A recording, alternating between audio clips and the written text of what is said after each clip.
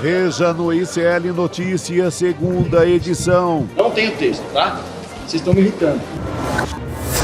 Lula bate o pé e luta para preservar PL antifacção.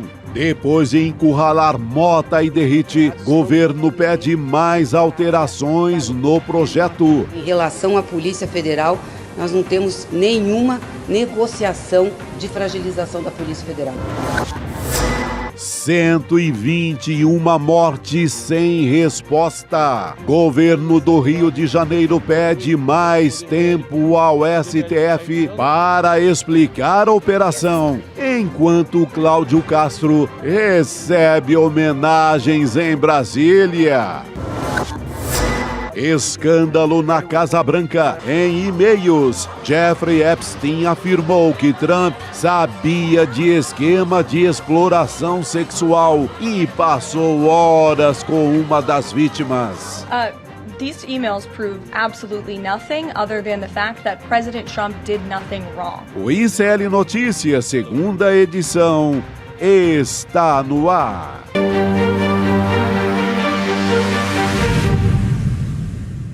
Olá, boa tarde. Seja bem-vindo, seja bem-vinda. O ICL Notícias, segunda edição, está começando e estamos ao vivo nos nossos canais, no Instituto Conhecimento Liberta, Eduardo Moreira, no canal da Voz Trabalhadora no YouTube.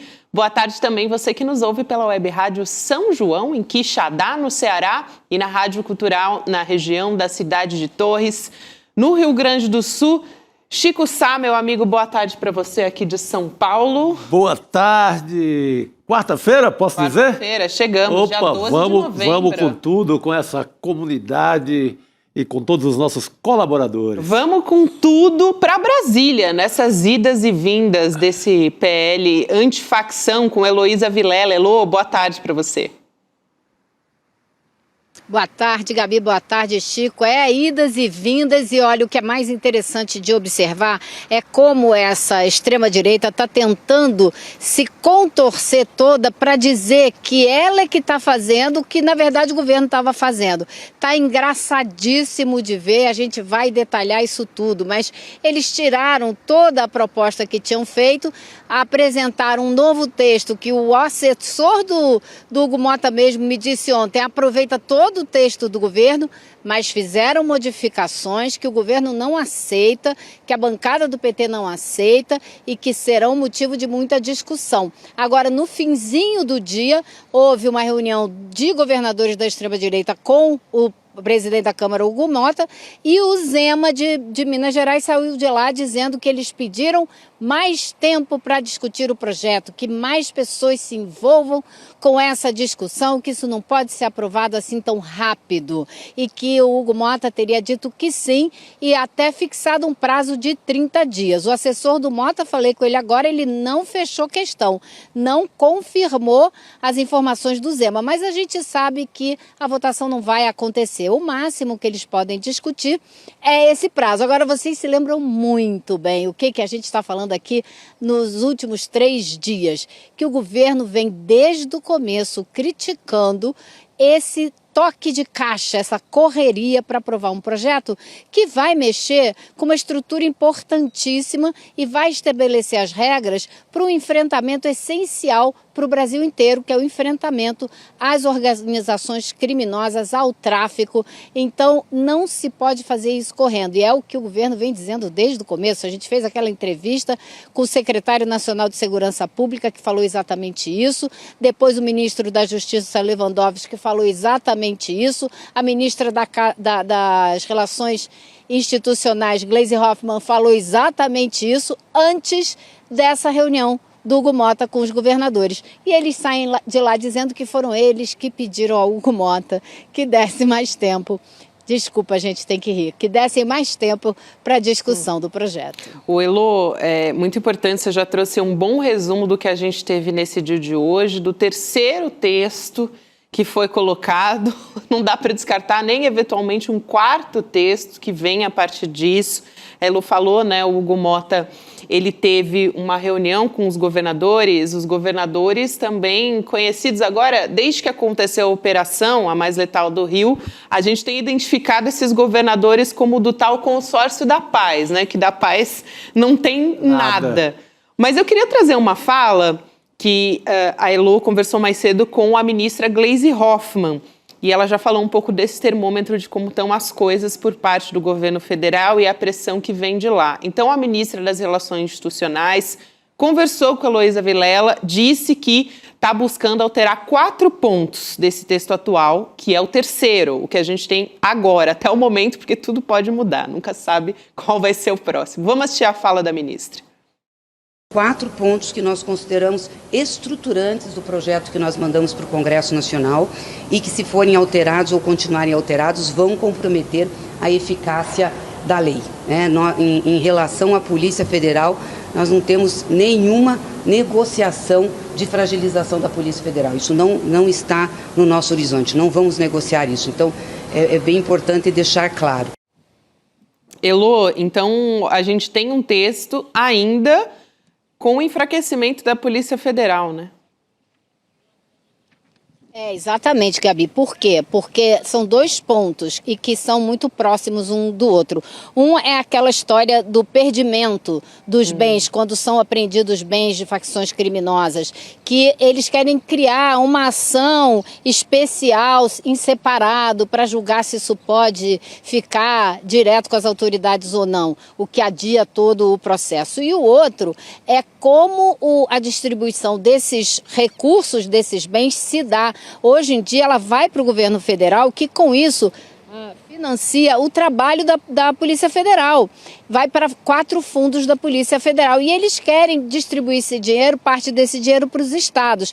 Então a crítica é que eles estão tentando desfinanciar a Polícia Federal e isso o governo não vai aceitar. Esses são 2 pontos fundamentais. Agora eles também criam um tipo penal novo chamado domínio social estruturante, que nada mais é do que a definição de facção criminosa. E aí eles vão deixar na legislação 2 coisas diferentes para tratar do mesmo assunto. Isso é um problema jurídico que você não pode introduzir nas leis, que é um terceiro ponto. Então, eles falam de técnicas legislativas equivocadas. Então, tem 4 pontos que o governo quer discutir. Agora, tem mais, né, gente? Porque vocês sabem, a extrema-direita nunca dorme no ponto. Então, eles estão querendo introduzir aí um jabutis, por exemplo, para criminalizar movimento social, especialmente o MST, que eles não desistem nunca de tentar criminalizar.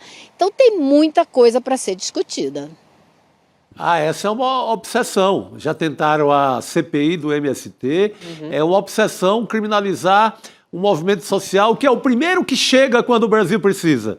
Pegue agora mesmo essa tragédia climática do Paraná. Quem chegou com comida no primeiro momento? O MST. É essa gente que eles querem perseguir. Eu continuo questionando o porquê o derrite à frente disso. Se não apenas como questão de propaganda eleitoral para o Tarcísio e para o próprio Derrite aqui em São Paulo.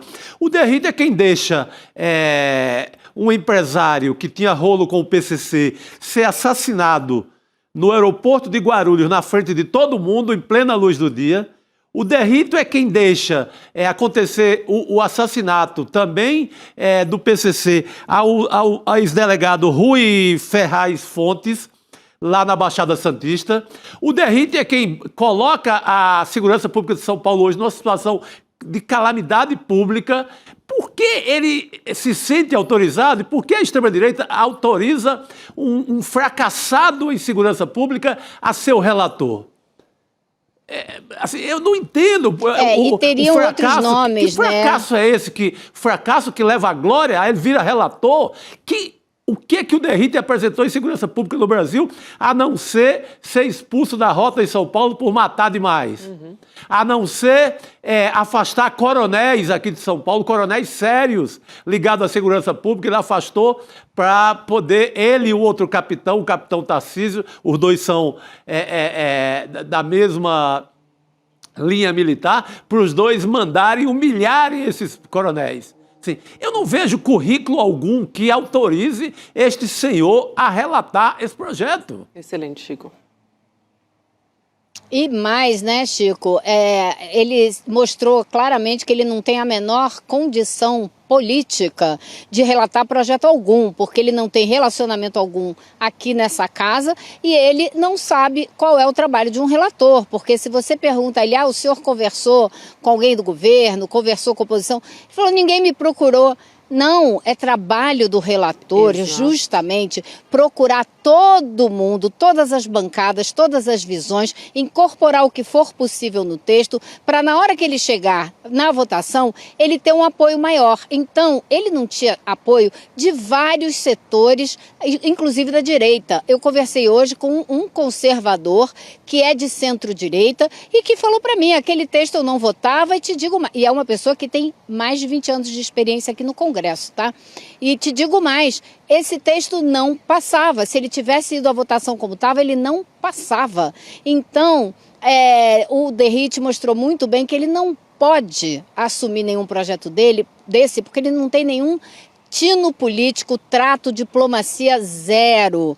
E mais, eu ouvi hoje no Planalto, um interlocutor do Planalto me disse o seguinte, o único, se eles cometeram é bom, se eles cometeram algum acerto, foi recuar, porque eles recuaram de verdade, recuaram muito, assim, de maneira bem clara e evidente, com tudo, né? Então, o governo, claro, também tem noção de que estava com o discurso afinado, porque, afinal de contas, existia uma unidade política no governo em torno desse projeto. Realmente, a gente viu isso na prática e a gente viu como isso ajuda e funciona para que as posições do governo se coloquem com a força devida, né? Elô, a gente vai trazer aqui a irritação do Guilherme Derrite. Os ânimos estão bem aflorados em Brasília. Elô flagrou também vídeo durante a apuração, o trabalho dela lá em Brasília. O Guilherme Derrite bastante irritado com os repórteres que estavam fazendo o próprio trabalho. Ontem você falou aqui, né, Elô, até reforçando que o Hugo Mota chegou a bater na mesa durante uma discussão com o deputado Lindeberg Farias, o líder do PT. Então, o negócio lá, realmente, o ânimo está bastante exaltado. Vamos assistir o Guilherme Derrite? Vamos lá.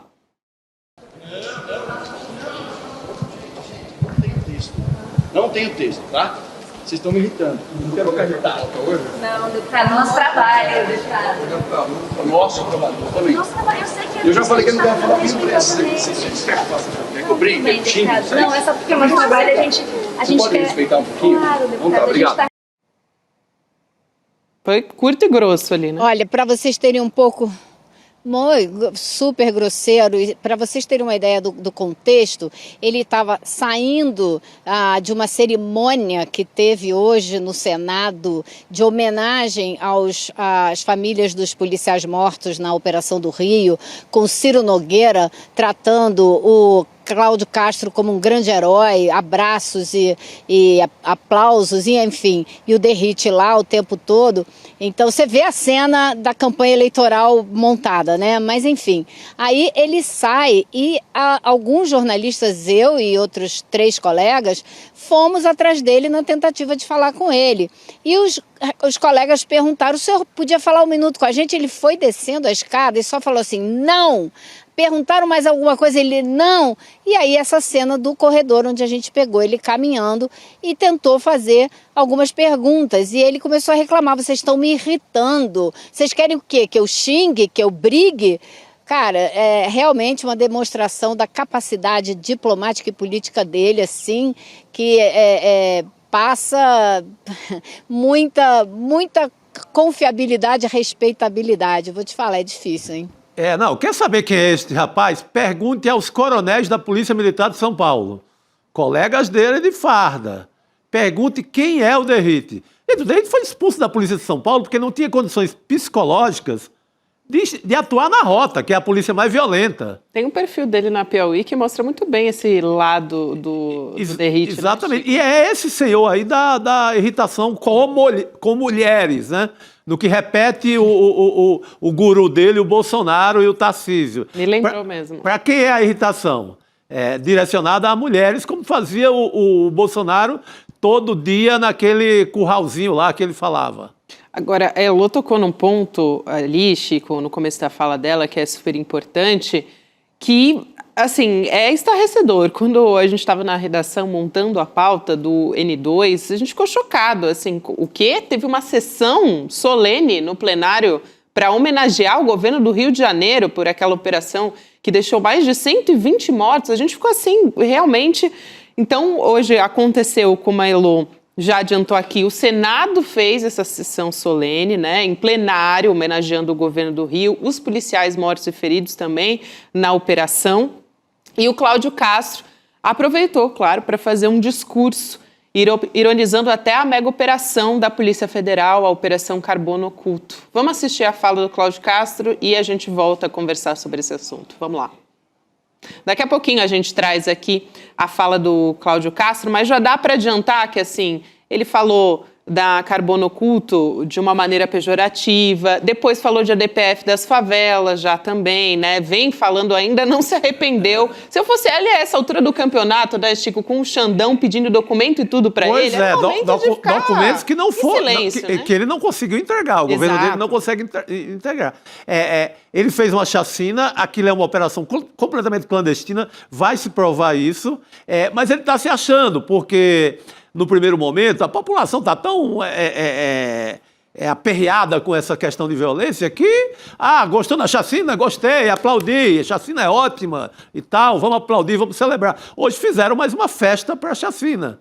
Só que com o correr do tempo, a gente vai ver o que foi essa chacina. Que é uma operação, de operação da polícia não tem nada, que foi tudo clandestino. Não atendeu não tinha ninguém com ordem de prisão que eles mataram, ou seja, foi tudo de forma clandestina, foi uma operação que daqui a pouco a gente vai ter a verdade sobre ela. Mas o cara está se achando que é o rei da segurança pública no Brasil. Mas basta botar o pé no Rio de Janeiro para saber o que é o governo dele em relação à segurança. Lógico. Eu quero ouvir o comentário da Elô sobre isso. Só queria aqui trazer, então, a fala. Agora a gente tem a fala do Cláudio Castro lá nessa sessão solene do Senado. Vamos assistir. Nós vimos cadeias produtivas inteiras dominadas pelo crime organizado. E que bom que pelo menos uma dessas cadeias agora tem sido investigadas com a Carbono Oculto, que parece que é a solução do Brasil. Não parece, Derrite, ser mais uma das cadeias utilizadas por eles. Assim como a internet, assim como é o gás,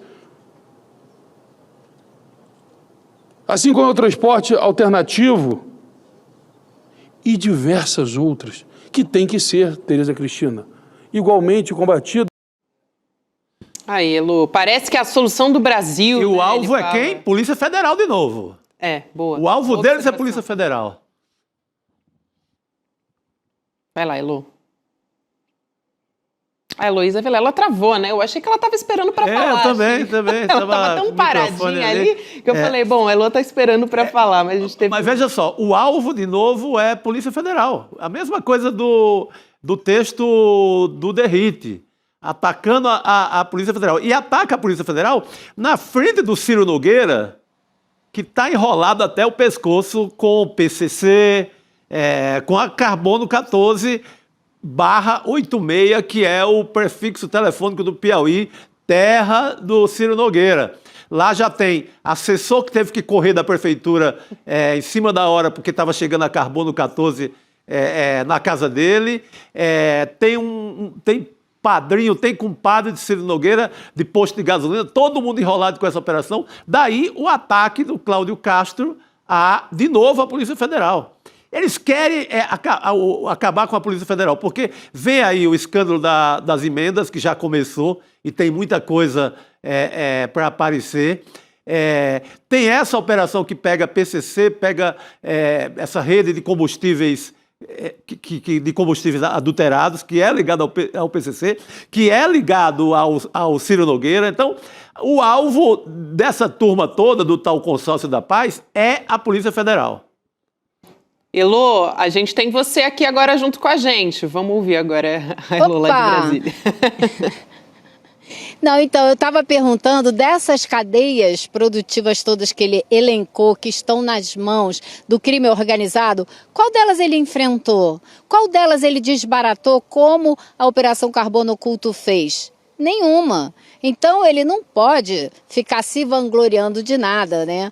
E eu achei também muito curioso como eles estão distorcendo o discurso todo, né? Mas isso é prática da extrema-direita. Agora, o que eu estou vendo muito interessante também é a disposição do governo federal de disputar essa pauta. O que eu ouvi hoje no Planalto?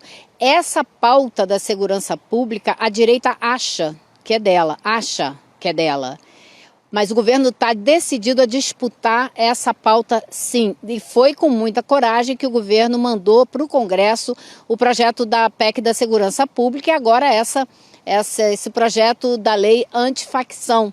Por quê? Porque vai disputar, porque não está convencido que a extrema-direita tem hegemonia nessa discussão. E aí a gente vê, em 24 horas de combate discursivo, né, gente? O que a gente está falando é disputar as ideias. Em 24 horas de combate discursivo, o que aconteceu?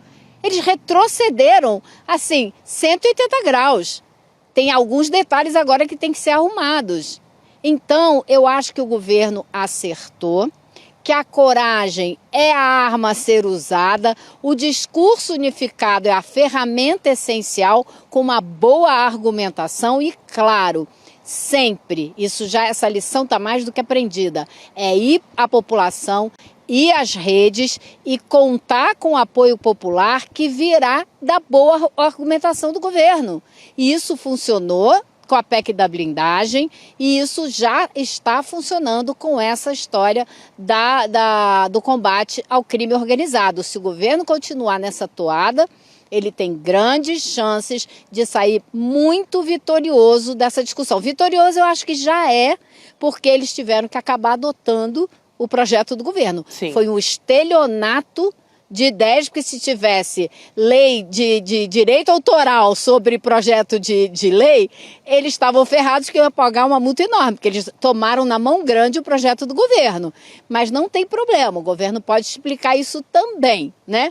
Então eu acho que tem aí uma excelente disputa ideológica, disputa política daqui para frente, e a gente, pelo visto, vai ter mais tempo para essa discussão, porque esse projeto não deve ser votado hoje. Ô Chico, na linha do que a Elô está falando, até o próprio presidente Lula se pronunciou falando roubaram, né? Ele usou esse termo, roubaram o projeto da lei antifacção do governo, porque o Lindbergh estava usando esses termos, mas o Lindbergh está ali, na linha de frente do enfrentamento político dentro do Congresso Nacional. Então, o presidente Lula se colocou, o ministro também da Justiça, né, o Lewandowski, ele também se colocou, falou dessas idas e vindas, sobre a pressa, né, para aprovar toque de caixa e tudo. Então, tem se colocado o governo, é muito isso que a Elô está explicando aqui, né? Exatamente, e essa confusão toda, ela começou a ser muito didática por parte do governo para mostrar, por exemplo, o trabalho da Polícia Federal no combate à corrupção no Brasil e combate a facções. Porque para a população é meio confuso.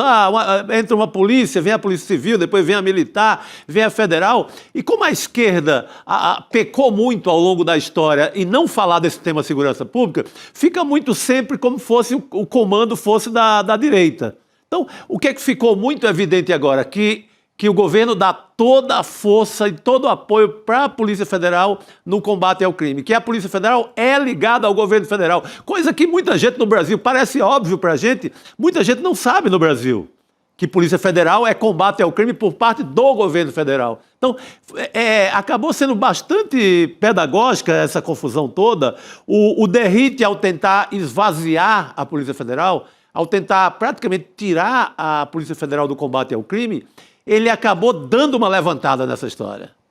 Porque a extrema-direita, tudo bem, eles falam desse tema há muito tempo, mas eles têm uma cota de burrice que acaba favorecendo a esquerda em alguns momentos. Foi o caso do Derrite nesse episódio. Pô, o cara ele quer esvaziar. A cota de burrice é alta. Ele quis esvaziar o trabalho da Polícia Federal. Até onde ele achou que ele iria com isso? Ele achava que ia tirar a Polícia Federal dos estados. A Polícia Federal ia ficar praticamente ali no eixo, na rodoviária de Brasília, do Distrito Federal. Ela não podia sair para estado nenhum, a não ser que pedisse licença aos governadores. Por falar nisso, o Kleber Lourenço, nosso repórter, ele traz um dado muito importante hoje, que é mostrando o que poderia ser essa confusão se a Polícia Federal dependesse dos governadores. Hoje o Cláudio Castro vazou a operação da Polícia Federal na transferência dos líderes do Comando Vermelho para presídios federais. Vazado pelo governo do Rio, o que poderia ter até atrapalhado. Estava lá todas as TVs transmitindo ao vivo, isso não é espetáculo, isso é um trabalho sério da Polícia Federal. O Cláudio Castro, querendo pegar uma carona, ele vaza para a imprensa e olha como pode ser uma atrapalhada, pode ser como a polícia, os governos estaduais podem botar a perder algumas operações de Polícia Federal. Esse é um caso de hoje, não é que vai acontecer, não. Um caso concreto de hoje. Elô? Então o Cláudio Castro deu de presente para o governo a prova cabal de que você não pode subordinar o trabalho da Polícia Federal aos estados. Agora, tem uma pessoa que eu acho que sai muito queimada e muito abalada desse imbróglio todo, que é o presidente da Câmara, Hugo Motta. Por quê? Ele é o cara que promete para A uma coisa, promete para B outra coisa e não faz nada para A nem B. Desde o começo da sua presidência. Ele foi eleito com a promessa que fez para a extrema-direita de colocar em votação o projeto da anistia. Não conseguiu, né? Ele foi lá e deu uma rasteira no governo com o projeto do IOF. Ele é o cara que trai todo mundo e isso é uma marca dessa presidência e é a pior maneira possível de você se manter na cadeira que ele ocupa hoje. Então eu acho que ele sai super chamuscado. O Palácio do Planalto agora sabe que não pode confiar nele de maneira alguma, porque ele faz acordo não cumpre, essa é a fama que ele ganhou.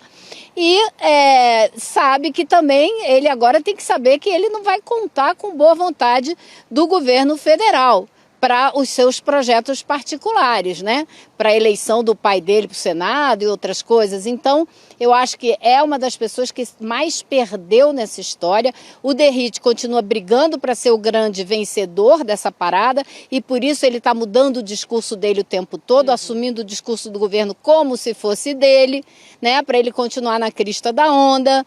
Mas vamos ver como é que no final desse processo ele termina, né? Pode ser que ele ainda dê muitos outros tropeços e se queime um pouco mais. Está desagradando geral o Hugo Motta, né? Só para trazer aqui uma informação com mais detalhes, Chico, que você comentou aqui, que é essa história do governo do Cláudio Castro não entregar os documentos que o Alexandre de Moraes pediu, né? O governo do estado do Rio pediu mais tempo para o STF para enviar esses documentos, então são 5 dias úteis desse prazo. Então, a Procuradoria-Geral do Estado está argumentando nesse pedido para ter mais tempo, né? Que é para que as secretarias envolvidas tenham tempo hábil para consolidar e encaminhar as informações. Só para recapitular muito rapidamente, na segunda-feira o ministro fez essa determinação para que o Cláudio Castro enviasse até 48 horas esses documentos todos, né? São laudos de autópsia, são relatórios da inteligência e também a preservação das imagens das câmeras dos policiais, né? Das câmeras corporais que eles estavam usando durante essa operação. E o Moraes já adiantou também, quando faz essa determinação, que as informações não estão batendo. As informações do governo do Estado e do Ministério Público. Aliás, o Ministério Público já se pronunciou lá no começo dessa história, né? Querendo tirar um pouco o corpo fora para não misturar as coisas. Olha, sabe o que vai acontecer? Esse povo não tem documento nenhum. Esse povo Duvido. já... eles estão dando... Duvido que tenha, Chico. Estão dando um migué agora para ganhar mais 5 dias. Vão tentar surfar na popularidade ainda da chacina e não vão entregar essa documentação na totalidade. Gente que subiu de forma clandestina, como subiu a polícia, e que não atendeu nada que estava lá não prendeu quem estava no papel. Eles levaram o papel, prenderam, mataram outros, não prenderam ninguém, não prenderam nem um chefe de Comando Vermelho. Gente, cadê tem que prender uma operação desse tamanho, com 2.500 pessoas, não prende um chefe do Comando Vermelho, para que serve? Fazer espetáculo? Olha, essa turma não tem esses documentos. Já teve até gente, depois de especulação da morte, aparecendo aí, né? Em vídeo para dizer, não tô morta, não. Foi... Eu duvido muito que exista qualquer documentação dessa chacina. Elô? Com a profundidade e os detalhes que o Alexandre de Moraes quer, duvido também, Chico. Acho que a gente podia também, já que a gente está falando do Cláudio Castro, e eu comentei que ele fez uma crítica, mais uma vez, à DPF das favelas. Acho interessante, né? Porque ele pediu prazo, ao mesmo tempo que ele fez essa crítica justamente da atuação ali, da operação. Vamos assistir essa fala também, do Cláudio Castro, falando da DPF? A gente volta a conversar aqui, vamos lá. Uma DPF que jogava na polícia a culpa por homicídios. Era mais ou menos como num filme de ação ou de bang-bang, dissesse que o herói era o criminoso. Eles acham que vivem num filme de Robin Hood. Eles quiseram, com essa DPF, Ciro, julgar que o que matava era o remédio e não a doença. E, infelizmente, partidos de esquerda quiseram julgar a doença do Rio de Janeiro pelo remédio que lá estava sendo operado. Elô, não é isso, né? Só pra gente colocar... né? Ela tá se achando, né? Tá se achando. Que discurso raso, que discurso maniqueísta, pobre, bobo, né? Infantil, é o bandido e o mocinho. Então o bandido é o bandido, o mocinho é o mocinho. E quem tá matando é que tá... Pelo amor de Deus, né? Quando que ele... por acaso foi isso que a Operação Carbono Oculto fez? Não foi. É assim que você sai matando 120 pessoas, porque quem sabe no mês você pega 20 que são bandidos. E aí você não prende ninguém para interrogar e saber quem é o chefe dele. Sabe, não dá nem para aguentar, né, esse discurso pobre, né, tolo, infantil do Cláudio Castro. Ele deveria prestar conta da mochila cheia de dinheiro que ele subiu naquele elevador. E que é objeto de apuração no Rio até agora, estão enrolando. Se colocasse a Polícia Federal atrás dessa mochila, rapidinho essa história ia ser desvendada. É isso. Quero muito agradecer. O abuso de poder econômico na campanha eleitoral, que ele está sendo julgado por isso também, né? O processo deu uma paradinha agora, porque teve pedido de vistas, mas ele também tá, né, tá com a corda no pescoço. Por enquanto, votos que não contam nada a favor dele, Elô. Obrigada por hoje, querida. A gente se vê em breve. Bom trabalho por aí em Brasília, porque só acaba quando termina essa história aí da lei antifacção. Valeu, Elô. Beijo. Tchau, pessoal. Boa noite, Elô. Obrigado. Rodrigo Viana está chegando aqui para conversar com a gente. E, Rodrigo, a gente estava agora mesmo falando sobre esses pronunciamentos do Cláudio Castro num dia que o ego dele tá na lua, né? Porque recebeu... Foi quase que agraciado pelo Senado, uma coisa realmente impressionante. O cara tá se achando, tá parecendo aqueles boi de exposição quando são premiados, boi de Uberaba, que fica todo com o peito estufado. Ele tem uma cara de boi de exposição. De boi premiado, boi de exposição premiado. É que boi de exposição tem uma figura um pouco mais bem apessoada, né? Um pouco mais imponente. Esse é um boi largado lá do pasto. Mas o Cláudio Castro é um boi largado no pasto que está dando trabalho para a democracia brasileira.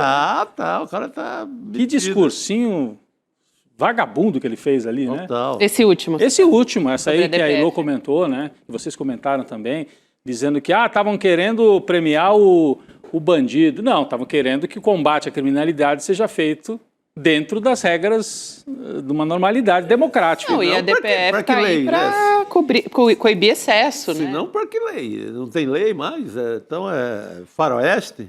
Mas né? Ele falou, parece filme de bandido contra mocinho. A gente não está na época do Bang Bang, Cláudio Castro, né? A gente está sob uma Constituição, tem regra, né? Não pode sair matando indiscriminadamente. É isso. Agora, a pesquisa de hoje da Quest trouxe um dado interessante, né? Eu achei... o Lula deu uma freada na recuperação da popularidade, não despencou também, ao contrário do que diziam. E quando pergunta para as pessoas, você quer uma operação igual a essa do Rio no seu estado? A maioria diz, não, obrigado, não quero não. Não quero que o meu estado seja conhecido por ter 120 pessoas, 120 corpos espalhados pela avenida. Não quero. Então, mostra que as pessoas querem combate à criminalidade, mas uma coisa é combater criminalidade com vigor. Outra coisa é partir para o bang-bang com esse discurso de bandoleiro do boi brabo aí do Exatamente. Não, pega, para saber o que é eficiência ou não, nesse caso, pegue o mesmo local, o mesmo complexo do Alemão, no dia seguinte, no dia depois do dia seguinte, na semana seguinte e até hoje. O que é que mudou lá? Nada. Então, o que foi? Isso não foi eficiente. Virou a Suíça, né? Foi a propaganda eleitoral, sabe? Não mudou nada. Quem mora lá diz que não mudou nada. É isso. É isso, a gente vai voltar a falar disso e vai voltar a falar da Quest, só que trazendo todos os dados. Ali, eu me adiantei aqui um pouco. Para a gente analisar o contexto de uma maneira mais geral, porque tem muita coisa interessante. Você trouxe um dos dados só, mas a gente vai colocar uma lupa ali e analisar juntos aqui. Quero lembrar para todo mundo que está nos acompanhando, a gente está fazendo aqui, pegando quase que o discurso do Cláudio Castro, né, que quer implementar uma narrativa, uma palavra que eles gostam muito de usar, para trazer por meio da consciência, né, crítica, uma análise crítica do que está acontecendo.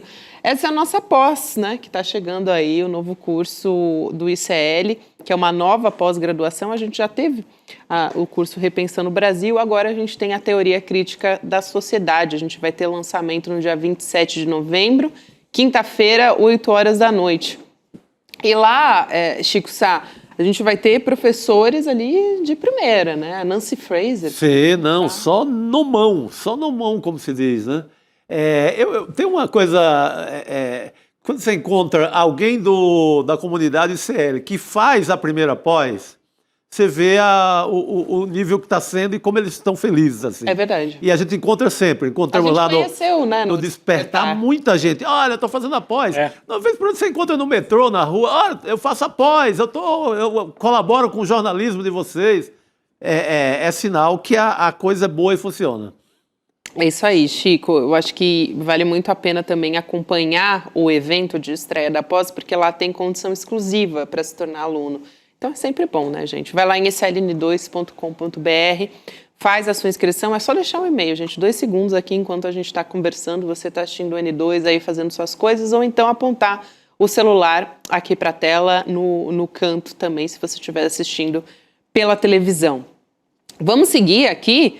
Ontem a gente comentou sobre um resultado, né, de Bolsa de Valores do Ibovespa. Sim. E hoje a gente vai trazer Débora Maganha, nossa economista, historiadora, apresentadora também do Mercado de Investimentos. Débora, bom ter você aqui com a gente na N2 de novo. Boa noite. Bem-vinda. Boa noite, Gabi. Boa noite, Rodrigo. Boa noite, Chico. É um prazer estar aqui com vocês. Vamos trazer os números frios também para a Débora poder conversar junto com a gente. O Ibovespa atingiu 15 altas consecutivas ontem, né, Débora? Coisa que não acontecia desde 94. Então, olha, fazia tempo mesmo que a gente não via. A gente está colocando aqui na tela as manchetes do nosso site, né, do ICL Notícias.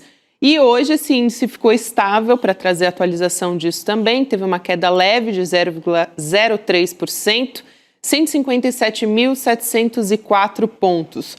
Então, pela primeira vez na história, esse principal índice aí da Bolsa de Valores superou os 157 mil pontos, mas calma que a Débora vai ajudar a gente a entender essa numeralha toda. Chegou a bater no começo do dia 158 mil pontos, e aí a gente casa com os números do dólar também, né, que está com uma cotação baixa, a menor dos últimos 17 meses também. Hoje subiu um pouquinho, 0,37%, mas continua abaixo de R$ 5,30. A gente tem aqui na tela também para colocar, e acho que a Débora vai poder nos ajudar a entender esses dados, né, Rodrigo? O crescimento do Ibovespa ao longo dos últimos dias. Então, aí a gente tem até o último resultado, que é o que a gente acompanhou agora há pouco, né, que fechou a Bolsa de Valores de São Paulo. Aí está o final de outubro e começo de novembro. Aí, se puder colocar de novo esse gráfico na tela. É isso, Débora? Só para explicar para a gente, isso é final de outubro e começo de novembro. Acho que é isso mesmo. Os últimos 30 dias. Então, é um gráfico bastante forte e significativo, né? Bastante forte. A gente não via mesmo um resultado tão bom assim na Bolsa, né, com tantas sequências de altas consecutivas há 30 anos, né, desde o Plano Real que a gente não via toda essa sequência. Das 15 altas consecutivas, 12 foram recordes. Então, você vê 12 recordes consecutivos. E a Bolsa ela tem aqueles patamares psicológicos, né, quando atinge os 150 mil pontos, já começa aquela ideia de bateu num teto, as pessoas vão realizar o ganho e vão sair, realizar o lucro e a Bolsa vai cair. E ultrapassou os 150 mil pontos. Aí o próximo patamar âncora ali, né, de psicológico das pessoas era os 155 mil. Vai chegar em 155 mil, vai bater, não vai conseguir furar o teto, vai realizar. E assim a gente foi vendo a Bolsa ultrapassando esses patamares dia após dia, até chegar aos 158 mil pontos, dar uma recuada e fechar ali nos 157 mil pontos ontem, nessa 15ª alta, em 12 recordes. O próximo marco que a gente tinha para bater eram 19 altas, que foi algo que aconteceu ali em 93. Mas acho que o mais interessante disso tudo, né, e não só a alta da Bolsa, porque é impressionante, mas eu acho que o que a gente acaba vendo é também uma mudança de tom do mercado financeiro em relação à economia, em relação ao fiscal. Então, isso aconteceu e eu acho que até para a gente entender, né, um pouco dessa alta, por que a Bolsa deu toda essa esticada e teve tanto fôlego nesse fim de ano, né? Como é que ela conseguiu esse fôlego? Quais são os fatores que levam a isso? A gente precisa dar um passinho para trás e voltar para o ano passado. Porque no ano passado teve uma histeria. Quando o pacote do Fernando Haddad, né, aquele pacote de ajuste fiscal foi divulgado, o mercado olhou com muito ceticismo, começou a falar de risco fiscal, disse que o pacote não seria suficiente para entregar ali o arcabouço, né, para ficar dentro das metas fiscais. Então o mercado olhou com muita desconfiança e foi uma histeria generalizada na Bolsa. A Bolsa derreteu no fim do ano passado, entre novembro e dezembro, que não é comum, a Bolsa normalmente estica no fim do ano, e o dólar disparou.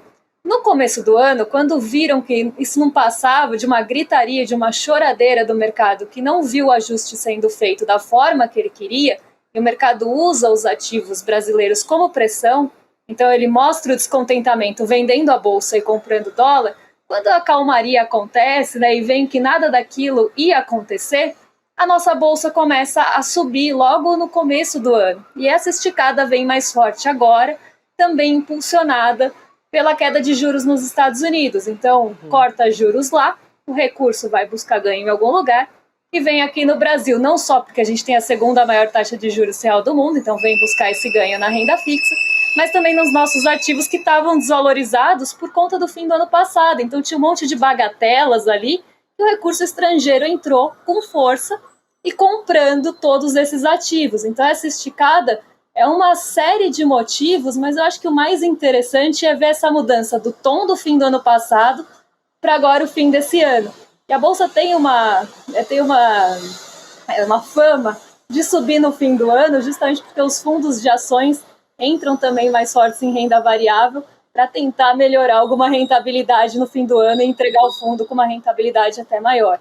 Mas acho que essa mudança de posicionamento do mercado é muito interessante de se ver. Oh, com certeza, né? A Faria Lima mudando completamente ali o tom. Eu queria fazer uma pergunta para você, Débora. Não vou ainda trazer os dados, tá, da Quest, mas muita gente manchetando, né, como se fosse uma queda na popularidade. Gente, oscilou para baixo, quase que manteve estabilidade, se a gente for olhar, já que a gente tem uma margem do percentual ali para essa pesquisa que são de 2 pontos, né? Então, eu queria olhar para isso casando com esse cenário positivo para a economia, né? Desemprego, inflação de alimentos, a cauda longa, você citou agora há pouco, da aprovação por parte do governo que emplacou, né, a isenção de 5 mil, a isenção do imposto de renda para quem ganha até 5 mil por mês. Então, tudo isso compensando esse primeiro, vamos dizer assim, esse primeiro impacto que teve a operação do Rio de Janeiro, que muita gente estava, será que isso vai afetar de alguma maneira a popularidade, apesar de não ser ali competência do governo Lula responder a isso, e sim o governo do Rio de Janeiro, mas se esperava de alguma maneira, né? Muita gente estava colocando uma preocupação a respeito disso. Tem uma compensação muito importante também da economia, né? Eu acho que eu queria ouvir você sobre isso. A economia ela tem alguns dados positivos, a gente tem um patamar de desemprego muito baixo, a renda real ela vem subindo, apesar, né, de ser uma renda ali média no Brasil de R$3 mil, a gente não via ganho real no passado e agora a gente vê uma renda subindo acima da inflação. Isso são dados positivos que as pessoas sentem no bolso, a inflação de alimentos também, porque você tem ali a inflação medida pelo IBGE e muita gente às vezes fala, mas o IPCA que divulgam não é o mesmo que eu sinto no meu bolso. Isso é muito comum de acontecer, porque as pessoas tendem a sentir a inflação de formas diferentes, dependendo da sua cesta de consumo. Mas a inflação de alimentos, principalmente, ela pesa mais no bolso do trabalhador. Ela pesa também mais no bolso das pessoas que têm menores rendas. Então, quando você tem uma inflação de alimentos diminuída, isso acaba aliviando o preço do prato do brasileiro. E as pessoas começam a ter uma percepção de melhora com isso. Então, uma renda ali que veio subindo nos últimos tempos, um desemprego que está mais baixo, por mais que quando as pessoas avaliem o emprego, elas não veem de forma tão positiva, eu acho que é mais pela qualidade do emprego do que pelo desemprego em si, mas a gente tem algumas condições mais favoráveis e eu acho que aí o que acaba reforçando mais isso é justamente a isenção de imposto de renda até R$5 mil, porque eu acredito que não tenha um brasileiro trabalhador que não gosta dessa medida, é uma medida muito popular, e a junção desses fatores fazem com que as pessoas tenham uma percepção de que a economia está melhorando o bolso delas. Porque a bolsa subir e atingir recorde não necessariamente está refletindo as melhoras na vida da população. Muitas vezes a bolsa sobe por fatores que não nos favorecem. Mas nesse caso, a junção do que favorece a população com essa esticada de bolsa que agrada e muito o mercado financeiro. Aquela profecia do ministro Paulo Guedes, que iríamos virar uma Venezuela rapidinho, parece que não se concretizou, né, Débora? Que o tiozão da esquina, o tiozão da esquina repete até hoje, né, ali, mas virou Venezuela, parece que não rolou, né? Que ia virar Venezuela, que o brasileiro não ia conseguir comer, né? Que ia ter que comer coisas exóticas. Tinha as previsões do mercado financeiro, que o dólar ia passar de 6, né? Sim. O mercado financeiro erra 95% das previsões que faz. Então, a cada 100, 95 dão errado. Mas tinham todas essas previsões muito pessimistas e a gente não pode esquecer que isso também é forma de pressão, porque quando você faz uma previsão pessimista, sim, você pode gerar esse ciclo dentro da expectativa, que foi o que aconteceu no ano passado. E se pressionou muito o governo com isso. Mas as condições foram favoráveis o suficiente para a maré virar, nesse caso agora desse ano. Agora, o que me chama a atenção também, Débora, quando a gente assiste as palestras do Edu Moreira, ele sempre fala só existem duas formas de investimento, né? Ou assim, você pode me corrigir e explicar melhor, mas renda fixa ou então que, na verdade, é título do governo, né? Baseado na taxa de juros, ou então é bolsa, né? Que é um pedaço de capital das empresas. O curioso é que está lá em cima os juros, então a tal da renda fixa está dando dinheiro, né? Porque está lá em cima, com juros de 15%, está lá em cima. e, ao mesmo tempo, está dando dinheiro à Bolsa, que é o capital das empresas. Você explicou, um dos fatores é que a turma lá de fora botou dinheiro no Brasil porque os ativos brasileiros estavam baratos, né? Mas chama a atenção que esteja ao mesmo tempo acontecendo as duas curvas, né? Tá bom para investir em papel de renda fixa, lastreado nos juros, e tá bom para investir na Bolsa. O pessoal tá ganhando, né? Resta saber, isso não chega lá na base da população brasileira. Você vê a pesquisa da Quest, pessoas continuam dizendo que a economia não está indo tão bem, né? Apesar da Bolsa subindo, apesar do desemprego baixo, baixo não, é o mais baixo da história, apesar da inflação mais baixa para um mês de outubro desde o século passado, desde o governo FHC. Então, e olha, subindo do jeito que está, a Faria Lima vai continuar fazendo campanha pelo Tarcísio. Não tem conversa. É uma coisa impressionante. A gente traz os dados, mostra esses dados, mas o terraplanismo não é só dos bolsonaristas, é também da Faria Lima, que olha para isso e deve falar, mas mesmo assim eu não quero, porque o Lula vai virar Venezuela mesmo assim se ganhar a próxima. Então é um negócio realmente impressionante o que a gente observa, mas os números estão aí e acho importante a gente ressaltar, né? Com certeza. E até, Rodrigo, puxando um gancho do que você falou, é interessante mesmo a gente ver Selic a 15 bolsa subindo, porque normalmente o movimento é contrário. Se a gente tem uma renda fixa pagando muito, as pessoas vão buscar a segurança. Só que já estão contando, e aí a gente tem que lembrar que o mercado sempre age na expectativa que a Selic vai começar a cair ano que vem. E o mercado meio que já deu a bênção para o Galípolo começar a cortar no ano que vem. Tanto que já tem toda uma pressão do mercado, algumas projeções já falando em queda de Selic no primeiro trimestre por conta desses dados de inflação que vieram abaixo. A inflação esse mês de outubro, que foi a menor desde 98 para o mês, ela veio no piso das projeções. E o mercado disse que se viesse abaixo de 0,16, e depois eles revisaram para 0,14 a projeção, e que se viesse abaixo disso, isso reforçaria essa ideia de que a Selic poderia começar a cair no ano que vem. E veio no piso, a menor projeção era 0,08, ela veio muito mais perto disso do que da média. Então o mercado errou de novo e errou para cima. Então isso deu reforço, né? Reforçou mesmo a ideia de que a Selic possa começar a cair, apesar do Banco Central ser o mais rígido e duro da história aí do mundo, né? Pelo FMI, e a gente tem uma taxa de juros muito alta, se espera que esse ciclo de afrouxamento comece no ano que vem. Isso dá fôlego para os ativos, porque se a renda fixa vai parar de pagar, as pessoas já querem se posicionar hoje para... Perfeita explicação. Muito bem, já está adiantando esse movimento do ano que vem, Gabi. É isso. Muito obrigada, Débora. Bom demais ter você aqui junto com a gente. Até para ontem a gente trouxe o dado ali no calor do momento, tinha acabado de sair. Hoje a Débora ajuda a gente também a entender todo esse contexto. Obrigadão, Débora. Valeu. E até uma próxima, querida. Valeu. Eu que agradeço. Até, gente. Boa noite. Obrigado, boa noite, querida. Débora. A gente continua por aqui. Agora há pouco eu estava falando sobre a Quest. Você também comentou, né, Rodrigo? Vamos aos dados, então. Por favor, né? falamos Vamos colocar tanto, aqui, por favor. apontando a aprovação do governo Lula se mantendo estável nesse mês de novembro. 47% dos brasileiros aprovam o governo Lula. A gente vai colocar o gráfico aqui na nossa tela também. Enquanto isso, eu vou trazer os dados da pesquisa, né, que são 2.004 pessoas que foram ouvidas entre os dias 6 e 9 de novembro.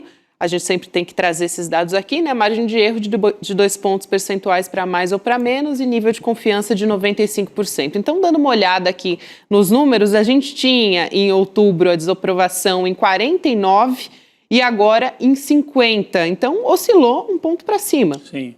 E a aprovação de 48% foi para 47%, oscilou um ponto para baixo. Nesse caso aqui. Eu acho interessante a gente olhar aqui e fazer a nossa análise no ICL, né, Rodrigo e Chico, porque eu vi na imprensa como se tivesse uma queda na aprovação já.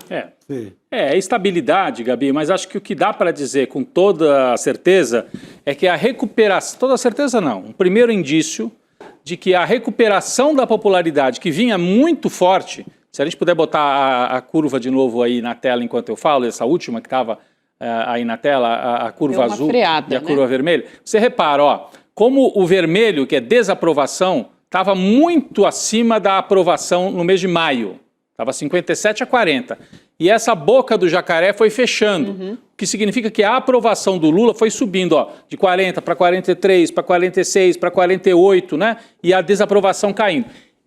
Esse movimento parece que foi freado, é como se tivesse puxado o freio de mão e deu uma estancada na recuperação da popularidade. Se isso vai ser algo pontual por causa da matança e todo esse clima que se criou, ou se é algo que vai permanecer, a gente ainda não sabe, Chico. Mas eu acho que falar em queda de popularidade está errado. Mas o que a gente pode dizer é que os números apontam, talvez, precisa confirmar na próxima, que parou de recuperar a popularidade do Lula. Acho que dá para dizer isso, não? É uma pesquisa que eu achei muito contaminada com a palavra traficante.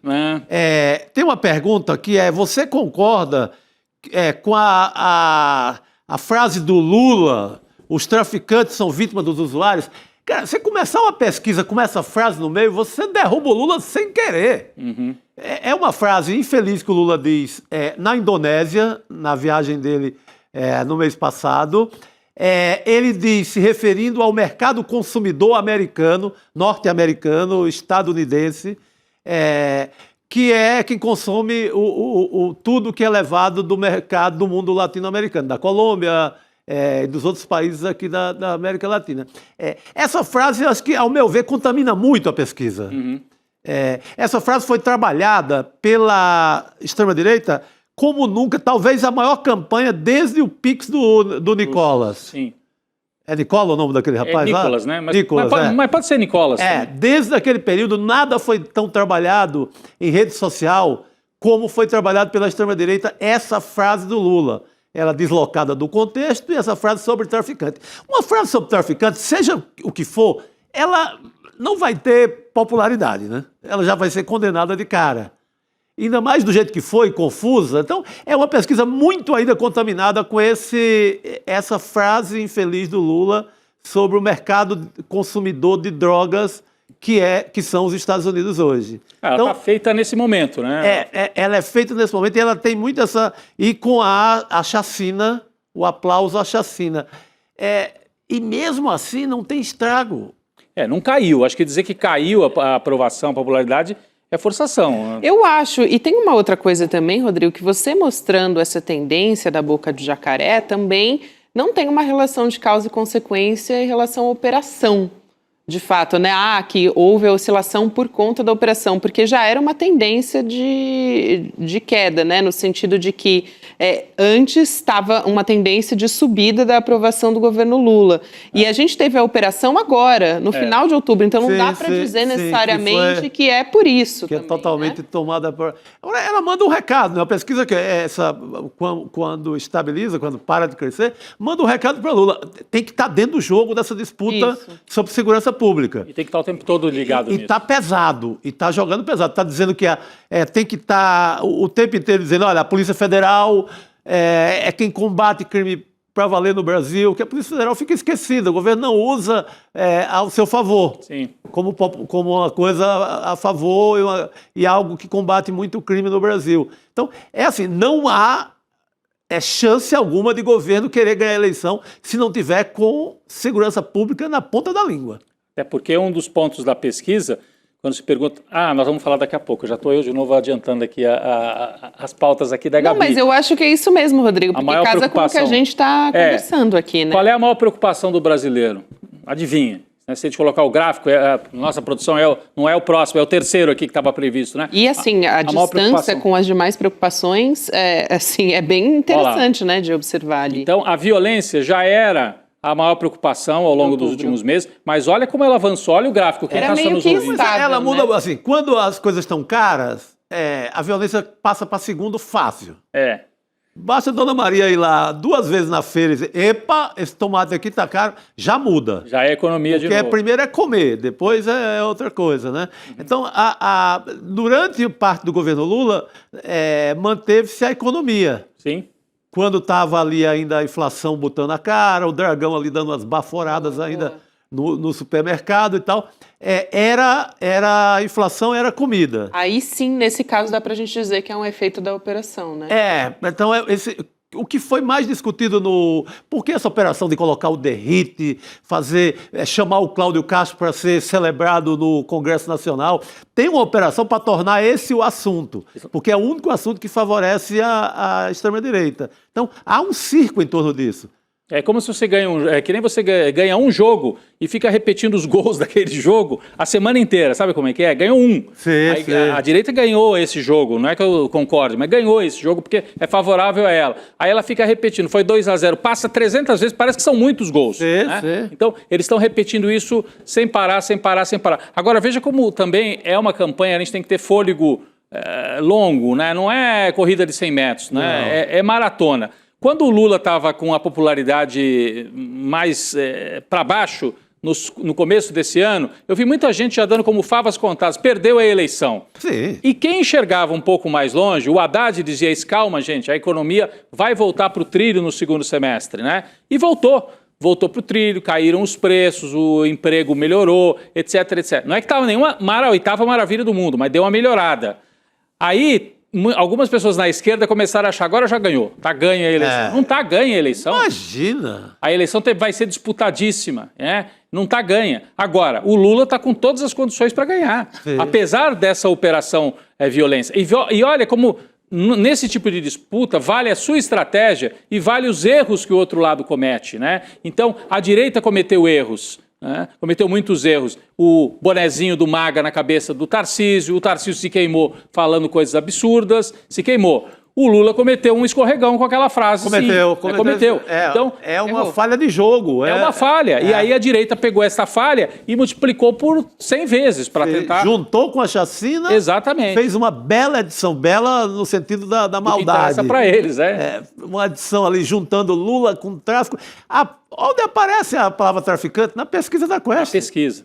Então, realmente está contaminando todo o debate. Agora, o Lula continua com muita força. Vamos aguardar. A Quest amanhã traz cenários eleitorais, né? Hoje ela trouxe a avaliação do governo, amanhã ela deve trazer os cenários eleitorais, provavelmente Lula na liderança, porque no pior momento do Lula, ele continuava liderando as pesquisas. E agora ele talvez tenha reduzido um pouquinho. Ele estava ganhando de 10 pontos, 12 pontos, né, nas anteriores. É que nem é real, não é real. A gente tem um país ainda muito dividido. Exato. Não é real uma vitória com 12, 13, 15 pontos no momento, não é. O jogo é mais duro. Por isso que não é fácil. É a eleição mais difícil de novo das nossas vidas. É isso. Mais uma daquela... cabeça a cabeça. Ultimamente a mais difícil tem sido sempre a próxima, né? Que nem o Congresso Nacional, o pior é sempre o próximo. Mais ou menos que nem o jogo do Santos, desculpa, Chico. Não, pelo amor de Deus. O mais difícil é sempre o próximo. Não, aí é fácil, pro adversário. Tocou no assunto delicado agora. No meio de tudo isso que a gente está olhando aqui, a pesquisa da Quest, teve essa virada ali para a extrema-direita pegar uma pauta, porque estava sem nenhuma, e começar a falar. Antes disso, só se falava do encontro do Lula com o Donald Trump. Né? Sim. E a gente tem também, uma das perguntas aqui você acha que após esse encontro com o Trump, o Lula saiu mais forte ou mais fraco politicamente? Mais forte, 45%, mais fraco, 30%. Me parece que a gente sabe o que é esse 30%, É o bolsonarismo duro, né? Saiu igual 10% e não sabe ou não respondeu 15%. Então, ali realmente as pessoas nessa pesquisa associaram quase que metade, né? Mas a maior parte... Está na tela agora. Associando agora sim, para quem está nos acompanhando aqui também. E eu acho que isso é uma sinalização importante do governo também dando as cartas, né? De pautando a discussão como vinha fazendo. Sim, estava muito favorável, estava ilusório no certo sentido. Aí veio essa questão, essa mudança de tema, sai Lula, Trump, Lula, soberania, Lula defendendo o Brasil é dos brasileiros, e entra o sangue escorrendo no morro do Rio de Janeiro, entra a frase do Lula e muda um pouquinho a história. Por isso que é importante agora o governo não abrir mão dessa pauta um segundo. Tem que disputar ela pau a pau, mostrar o que a Polícia Federal faz todo dia. Estava lá o Ciro Nogueira, que é um dos alvos da Operação Carbono, que tem todos os amigos dele enrolado com a Operação Carbono, enrolado com o PCC, enrolado com a rede de combustíveis falso no Brasil, inclusive lá em Teresina, lá batendo palma para o Cláudio Castro hoje. Que ele sabe que é uma forma de atingir o governo Lula. Agora, você vê que a direita, Gabi, a gente tem outros temas aqui, mas rapidinho. A direita também sobe no salto alto, né? Em certo sentido, em cima do sangue, né? Isso que é terrível. Mas aí eles falam, agora conseguimos virar a pauta, agora o Lula, agora pegamos o Lula, agora acabou pro Lula. E aí eles cometem o erro, porque a maneira como eles foram com tanta sede ao pote com essa história do derrite, erraram de novo, erraram a mão, né? Fazer a pauta da segurança para eles é bom, mas desse jeito que eles fizeram, passa uma imagem muito ruim, porque foram com tanta sede que não calibraram o discurso, né? Não é de qualquer jeito, política não é assim, você tem calibragem. E aí você usa essa história da Polícia Federal e devolve para o Lula fazer o contra-ataque. Olha aí, a direita está querendo tirar a Polícia Federal das investigações, e é fato, está lá. Tanto é que eles estão adiando a votação, tiveram que tomar uma derrota. Eu vi vocês comentando mais cedo aí com a Elô, é uma derrota, um recuo grande para eles. E eles fizeram um favor, assim, eles ligaram a Lula à Polícia Federal. O Lula não tinha digamos assim, não tinha uma polícia, até porque não interfere na Polícia Federal. Mas eles deram presente. Deram. Então, Lula, defensor da Polícia Federal. Eles deram presente. Direita, defensora de tirar a Polícia Federal. As pessoas confiam na Polícia Federal, porque é uma polícia que tem muito menos envolvimento com falcatrua. Infelizmente, uma parte da Polícia Civil e da PM no Brasil todo estão envolvidos com esquemas aí, e a Polícia Federal não, ou muito menos. Né? Então tem uma imagem mais assim de realmente uma corporação que funciona melhor. E aí fica assim, o Lula está a favor dessa corporação que funciona bem, e essa direita aí, Derrite, Tarcísio, está a favor de tirar a Polícia Federal do jogo. Aí pegou muito mal e eles tomaram uma derrota de novo, mesmo num tema que é bom para eles. É isso. Falando em extrema-direita, eu queria trazer uma informação aqui sobre o Bolsonaro. Hoje a gente completa 100 dias, hein, do Bolsonaro em prisão domiciliar, sem ouvir a voz de Bolsonaro. Ele está aguardando, tem uma expectativa dele ir para a Papuda, né? A decisão final vai vir do Alexandre de Moraes, que é o relator lá do caso do STF, e também deve decidir sobre isso em breve. É interessante que a gente tem alguns relatos dos amigos do Bolsonaro, né? Que ele tá... Vocês lembram quando ele perdeu a eleição, né? Que ele ficou muito cabisbaixo. Sim. Diz que ele tá cabisbaixo de novo, que está passando o dia de bermuda, chinelo, que tá, quando ele fala da tornozeleira eletrônica, ele se refere a isso falando que é uma humilhação.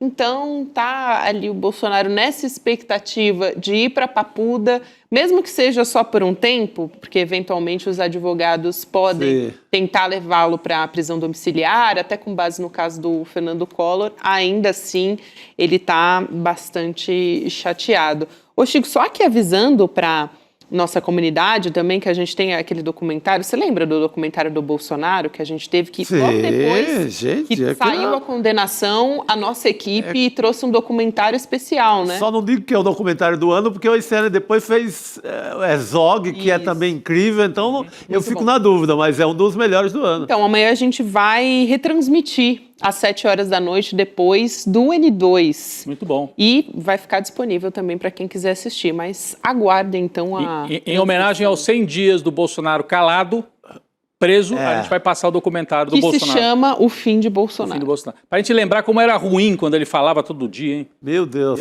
Vamos relembrar isso. Que alívio, né? Que alívio, mas é bom lembrar, É isso aí. É amanhã que passa, né? Amanhã, logo depois do N2, colado às 7 horas da noite, a gente vai ter a transmissão do documentário O Fim de Bolsonaro, que está na expectativa de ir para Papudinha. Ontem a gente falou. Papuda ou Papudinha, um dos dois, pelo menos carimba ele no começo dessa prisão. Depois eu acho que vai ser o caminho do Fernando Collor, né? Fernando Collor, aliás, que passou uns dias sem ligar direito à tornozeleira, né? Ele respondeu à justiça, alegou que não dominava tecnicamente ainda para carregar, e errou e pediu desculpa, mas passou uns dias com a tornozeleira desligada. Vai saber o que ele fez, né?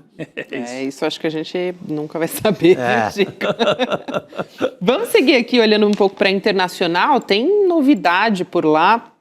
O Donald Trump disse que pretende reduzir as tarifas sobre as importações de café, declarações que ele fez numa entrevista, ele deu uma entrevista para a Fox News e não citou diretamente o Brasil, mas os Estados Unidos, a gente sabe, importam mais de 30% do café que eles consomem daqui, do nosso país. Então, essa é uma informação que diz respeito diretamente a nós, ao nosso país.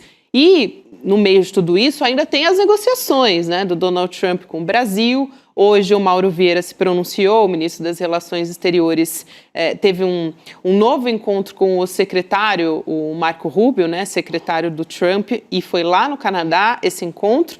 E ele teria dito, ele se pronunciou, mas a gente sabe dos bastidores, né? Não se pronunciou ali para os jornalistas publicamente.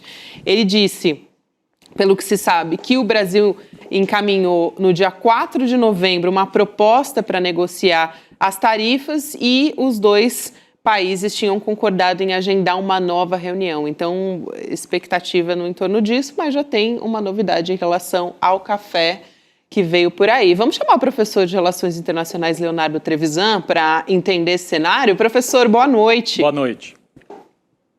Boa noite, Rodrigo. Boa noite, Gabriela. Boa noite, Chico. Boa noite a todos que nos escutam. Boa noite, querido. Então veio uma novidade a respeito do café. Estava realmente saindo caro, né, para os estadunidenses, professor, ali. Pelo menos estava pesando um pouquinho no bolso deles. E então agora o Donald Trump se viu, vamos dizer assim, ao longo desses últimos meses, se viu pressionado a fazer alguma coisa sobre isso. Mas pretende reduzir as tarifas. Eu achei assim que deixou meio no ar ainda. Ele está... A minha impressão é que está enrolando ainda a gente, né? Eu não sei qual é a impressão do professor Trevisan. Eu também tenho a mesma impressão, Rodrigo. Né? Sessão enrolação mesmo, como dizem os meus alunos. Né? Porque quando você está olhando para essa situação, né, são 2 pontos que são reais. O preço do café subiu 21% entre agosto, a taxação do produto brasileiro em 60%, em outubro. Isto é, Gabriela, 9 vezes a inflação média americana. Você pode imaginar, para o povo que mais consome café no mundo, né, o peso disso no orçamento diário. Eu vou repetir, a gente tem uma ideia de americanos ricos. Cuidado, americano não é... A grande quantidade da população americana conta o dinheiro. Gasta contado. Se sobe o café e ele quer tomar café, ele vai ter que tirar dinheiro de outro lugar. É exatamente isso que Trump disse. Um descontentamento. Mas esse descontentamento é fácil de resolver, é cirúrgico. E nós vamos voltar. Fácil de resolver? Não é o que pensa o Scott Bessent, que recebeu, que é o secretário do Tesouro, que recebeu pressões da confederação, tanto dos bares e restaurantes, como da federação dos torrefadores de café americano. Porque, de fato, o preço do café brasileiro era muito vantajoso. Eles estão tendo que comprar o café que compravam do Brasil, da Colômbia e do Vietnã, a preço mais caro, daqueles que eles poderiam pagar. O consumidor americano está pagando essa conta. Não há dúvida nenhuma, né, mas que o acerto dessa conta virão nas próximas eleições. Não há questão, como já aconteceu nas eleições da semana passada. Perfeito. E esse encontro, hein, professor Trevisan, o encontro do Marco Rubio com o Mauro Vieira, no Canadá, né? Eu falei em enrolação porque eu também... O que sai do encontro? A ideia de fazer um próximo. Né? Então, quando você está assim, num encontro que marca o próximo, que daí para ver se vamos atualizar, me dá a impressão de que os Estados Unidos, depois daquela conversa do Trump com o Lula, foi uma conversa que foi boa para o Lula, para o Trump talvez um pouco, mas eu acho que foi melhor para o Lula. O Trump puxou o freio de mão e falou, vamos deixar o Brasil aí esperando um pouquinho. Sim. Né? E o Brasil também conseguiu se acomodar, conseguiu despachar parte da sua mercadoria para outros países também. Acho que ficou um jogo assim meio morno, né? Meio morno, mas com esse porém, principalmente para o consumidor dos Estados Unidos, né? Que continuou pagando muito caro pelo café. Então, o maior problema agora é do Trump. Como é que ele põe café mais barato de volta na mesa do cidadão que conta o dinheiro, como disse o professor Trevisan, para o dia a dia dele, né? Eu acho que é por aí. Exatamente. A gente tem uma ideia, a quantidade de norte-americanos empobrecidos é uma coisa... É que ser pobre no contexto americano tem um sentido. Ser pobre em outros países tem outro sentido, mas o dinheiro é contado. É isso. Né? E esse é o ponto. Né? Então, quando o outro ponto que você falou sobre o Marco Rubio, Rodrigo, eu acho que é interessante a gente pensar um segundo sobre ele que você mencionou. Né? Uhum. O que é que está emperrando a negociação? Né? Alguns jornalistas brasileiros e alguma da parte da mídia brasileira de Nova York especulou, conseguiu informações de que a luta política dentro do Departamento de Estado americano é muito forte. Né? Rubio é favorável a uma solução militar em relação à Venezuela. Trump já foi alertado por aquele Richard Grenell que tem outros interesses, tem petróleo nessa história, vai devagar com isso. Né? E que Rubio não teria gostado, essa é a fala, de que Lula teria se oferecido para ser o intermediador. E ele pretende segurar as posições em reação ao Brasil por esse quadro. Vamos devagar, né? É possível que Rubio não tivesse a melhor das boas vontades em relação ao Brasil, nem muito menos em relação ao presidente Lula. Porém, né, como nós já comentamos aqui várias vezes, né, o encontro do Lula com Trump se dá não é pelos interesses do Marco Rubio, não é por intermediação do Marco Rubio, é por pressão dos empresários americanos, que estão avisando o quanto os Estados Unidos estão perdendo espaço com a maior economia da América Latina. Porque o Brasil não teve problemas para aumentar a sua pauta de exportação em agosto, setembro, e em outubro também não. Então, quando se olha para esse quadro, ao contrário, aumentou a exportação mais do que o previsto. O superávit brasileiro subiu, sem Estados Unidos, com aumentando cada vez mais, quanto menos nós vendemos lá. Esse quadro, de algum modo, preocupou Trump. As pressões ideológicas vindas de Marco Rubio podem estar atrasando a relação, a volta de um relacionamento mais intenso com o Brasil. Mas você tem toda a razão, Rodrigo. Né? O café vai empurrar isso aí. Por que o café vai empurrar? Né? Porque, de algum modo, o Mauro Vieira deve ter dito ao Rubio que precisa discutir as questões do Brasil como um todo, não de um único produto, que é o café. E é evidente que esses interesses vão pressionar. Trump já deixou isso muito claro numa entrevista para a Fox News, né? De que ele ia cuidar do preço do café. Sim. Cuidar do preço do café é acertar o relacionamento com o Brasil. Isso é mais ou menos indiscutível. Perfeito. Não, se abre caminho para o café, eu acho que ele já está falando também no setor de frutas, que o Brasil exporta muito, principalmente daquela área lá do Sim. Vale do São Francisco. Também citou a questão, autoridades da economia norte-americana já citam também as frutas. Então, vai o café, vai fruta, eu acho que o resto passa. É isso. No embalo. E é preciso ter alerta também, sabe, Chico, em relação às conexões de cadeias produtivas integradas. Isso está fazendo subir preço de vários, até eletrodomésticos dentro dos Estados Unidos. Porque é cadeia produtiva integrada, fabrica um pedaço lá, fabrica um pedaço aqui, cola lá, às vezes sai daqui, às vezes sai de lá. E isso tem décadas. Você não substitui isso assim, de um dia para outro. Né? Então, esse relacionamento, o fluxo de pressão é amplo. O Marco Rubio tem poder para atrasar? Tem, mas ele não tem poder para impedir. Isso, como já foi provado que o Trump, o que manda mesmo é o Trump, e quando as pressões chegarem nele, a situação vai ficar diferente.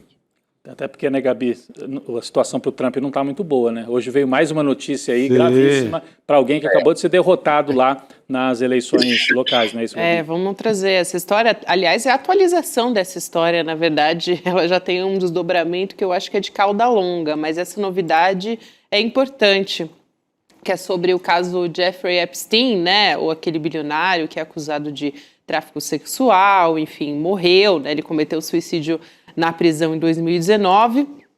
O que acontece é a informação de que ele citou o Donald Trump, presidente dos Estados Unidos, várias vezes em trocas de e-mails e sugeriu que o Trump sabia dos crimes. Isso é muito importante. Tem novos documentos dessa história que foram divulgados hoje pela Comissão de Supervisão da Câmara dos Estados Unidos e em um desses e-mails tem conversas ali onde o Epstein ele diz que o Trump passou um tempo bem significativo com uma mulher que os democratas descrevem como vítima de tráfico sexual do Epstein, né? Do caso do Epstein. Ou seja, ela era vítima de tráfico sexual e passou algum tempo com o Trump, diretamente com ele. Exatamente. É isso que está na matéria do New York Times. Exato. Isso a troca de e-mails faz referência a isso. Faz referência a isso. E aí a gente já tem até um pronunciamento, antes aqui da gente voltar a falar sobre esse assunto, que eu acho que vale a pena ouvir, que é a porta-voz da Casa Branca, gente, se pronunciando, dizendo que o Trump não fez nada de errado, mesmo diante desses e-mails. Então, cautela, né? Mas vamos ouvir a fala dela, vamos lá. Vamos lá. These emails prove absolutely nothing other than the fact that President Trump did nothing wrong. And what President Trump has always said is that he was from Palm Beach, and so was Jeffrey Epstein. Jeffrey Epstein was a member at Mar-a-Lago until President Trump kicked him out because Jeffrey Epstein was a pedophile and he was a creep. Aqui só para trazer aqui a fala completa da Karoline Leavitt, né, que é a porta-voz da Casa Branca, porque tem muita gente que só nos ouve, não nos assiste por imagens. Não viu a legenda, né? Não viu a legenda dela. Então ele disse que esses e-mails não provam absolutamente nada. Isso é o principal do que ela falou aí, né? Ele não fez nada de errado, o Donald Trump, segundo ela, e que o Trump sempre disse que ele era de Palm Beach, assim como Jeffrey Epstein, querendo dizer, eles tinham uma proximidade porque moravam perto, né? E aí disse que o Epstein era membro do Mar-a-Lago, até que o presidente Trump o expulsou porque o Epstein era aqui abre aspas, né, pedófilo e um sujeito desprezível, fecha aspas. Tem uma complexidade aí nessa história, né, envolvendo também o rompimento entre os dois, que não se resume a isso. Mas eu acho que o mais importante é ela dizendo que, olha, isso não tem absolutamente nada de errado. Já a Casa Branca se pronunciando assim, professor. O que eu me acostumei a ver nesses episódios são os fantasmas imorríveis. Tem um fantasma que não morre. Né? Esse é o ponto. Né? E, de alguma forma, quando a gente olha para isso, a gente tem que olhar os sobressaltos, as mudanças de posição do Trump. Elas são muito interessantes e elas falam por si. Na campanha eleitoral, até novembro do ano passado, Trump dizia que faria questão de divulgar esses documentos que contêm esses e-mails. Em fevereiro, ele mandou, entre aspas, o vice-secretário da Justiça conversar com ninguém mais, ninguém menos do que Ghislaine Maxwell, que era a noiva, ou namorada, não sei, do Epstein. Mas ela tinha uma outra função também. Né? Ela era a pessoa que captava as meninas, captava principalmente as menores de idade. Ela foi condenada a 20 anos de prisão e está numa prisão da Flórida. Em fevereiro, ela recebeu esse vice-secretário da Justiça. A conversa do Trump mudou a partir daí. Quando a gente olha em maio, teve uma outra divulgação desses documentos e Trump passou a negar completamente que esses documentos existissem. Em quem a gente acredita? No Trump de novembro, que dizia que ia divulgar os documentos, ou no Trump de maio e junho, depois da conversa do seu vice-ministro da Justiça? Qualquer um olharia para essa situação e falaria o óbvio, aí tem coisa. Na verdade, o que os democratas estão fazendo, a Câmara dos Democratas está fazendo, é ir soltando em poucos esses documentos e forçando um desgaste. Essa situação está levando a uma pergunta, viu, Gabriela, que é muito importante. Um jornalista americano perguntou ao Trump se ele tinha pensado no assunto de conceder indulto a quem pode falar, é a última que está viva, a Ghislaine. E ele disse, foi tomado de surpresa e respondeu, eu ainda não pensei no assunto, mas eu tenho poder para isso. É óbvio, né, que isso é um convite, né, a que a Ghislaine ou modere o que vai contar, né, ou principalmente negue os documentos. Essa história é bastante enrolada, difícil de compreender, mas o fato mais grave para Trump é que as bases eleitorais dele, muito religiosas, muito ciosas do complexo da família, da ideia de família, estão cobrando a divulgação desses dados. Esses documentos têm que aparecer. Rodrigo, a sensibilidade do Trump para esse assunto é tamanha que ele vinculou esse assunto aos democratas, que querem usar isso para esconder que eles causaram um grande dano aos Estados Unidos com o shutdown, com a paralisação do governo. Se vocês me disserem que o presidente Trump está sentindo a água subir, eu vou te dizer que a expressão é boa. Está batendo naquele, não sei se aqui já ou se, né? Rodrigo. Não sei aonde que é, mas está batendo. Até porque, Gabi... A gente não sabe o quanto subiu, mas que subiu, subiu.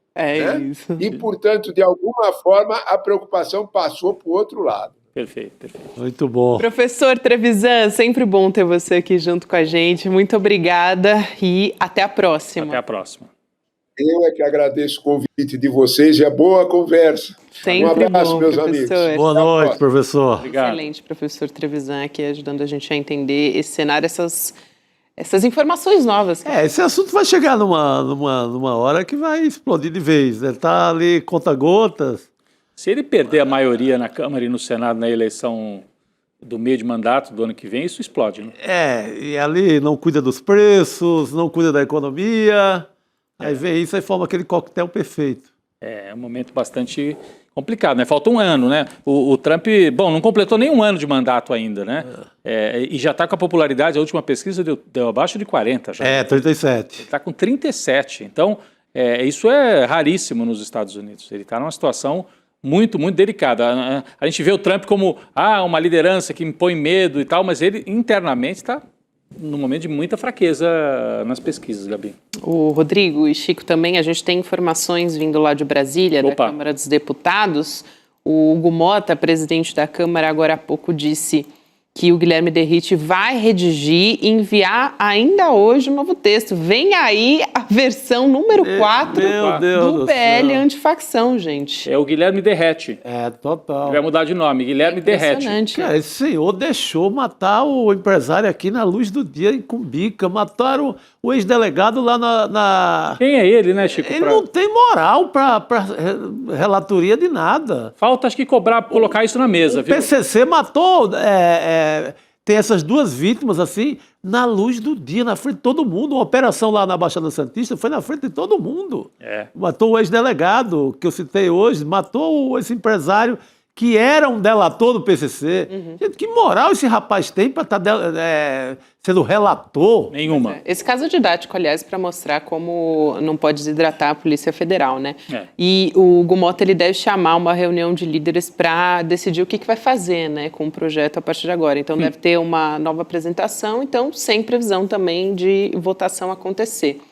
Bom, hoje é quarta-feira, então é dia de provocação histórica aqui, hein? Já a gente vai ter... daqui a um minuto. Daqui a um minuto. Caso. O Lindenber Pareto, nosso professor e apresentador do Provocação, entrevistando o Hugo Albuquerque, Mamdani, um socialista em Nova York. Então, eles vão falar do prefeito que foi eleito agora, trazer um pouco do perfil, enfim, e trazer perfil histórico também da cidade, né, que ele vai assumir. Derrota do Trump. A gente estava falando disso. Exato. Baita derrota do Trump. A gente estava conversando por aqui. É quase nome de filme. Um socialista em Nova York. Um socialista em Nova York. É a entrevista do Hugo Albuquerque para o Lindenber Pareto. Um filme de sessão da tarde. Um socialista em Nova York. Excelente. Então a gente vai acompanhar agora a provocação histórica com o Hugo Albuquerque e o Lindenber Pareto. Chico Sá, Rodrigo Viana, vamos nessa que amanhã tem mais a partir das 7 horas da manhã. Ainda é quinta, hein, gente? Então vamos com calma. Vamos com calma. E ainda é novembro. Calma, povo do Papai Noel, calma. Tchau, gente. Até amanhã. Boa noite. A emancipação exige mais do que redistribuir renda. É preciso reconstruir o mundo. Essa ideia de Nancy Fraser resume bem o que propõe a teoria crítica da sociedade. E é o que o novo curso do ICL quer fazer. Formar gente que não aceita pouco. Gente que quer atuar para mudar a sociedade de forma profunda e real. Dia 27 de novembro, quinta-feira, às 8 da noite. Começa essa pós-graduação feita para quem quer pensar e agir. No ICL, o conhecimento transforma realidades. São mais de 300 cursos com alguns dos maiores nomes do Brasil, em economia, política, filosofia, história, finanças pessoais, autoconhecimento e muito mais. Aqui, cada aluno faz parte de um projeto único, 100% independente e financiado pelos próprios estudantes. É graças a quem se torna aluno que o ICL existe e o jornalismo livre chega até você. Se inscreva agora em icl.com.br e torne-se aluno. Estude, apoie e faça parte da revolução do conhecimento.